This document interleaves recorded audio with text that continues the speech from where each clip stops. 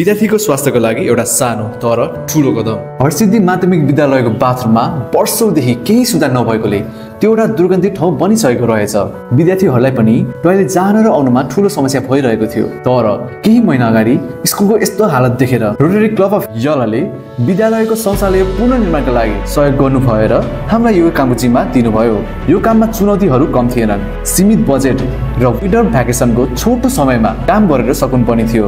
त्यसैले बच्चाहरू स्कुल फर्किनु अघि नै काम सकाउनुतर्फ हामी लाग्यौं। काम अघि बढ्दै जाँदा अर्को महत्त्वपूर्ण कुरा नि बुझियो। विद्यार्थीहरूलाई शौचालय सफा राख्ने बानी बसाल्नु पनि उत्तिकै आवश्यक थियो, किनकि टोयलेट जति राम्रो बनाइएको भए पनि यदि यसको सही प्रयोग भएन भने केही समयमै पूर्ण समस्या दोहोरन्थ्यो। त्यसैले हामीले केवल भौतिक सुधार मात्र होइन, विद्यार्थीहरूको सुविधाका लागि अनुकूल संरचना पनि तयार गर्यौं।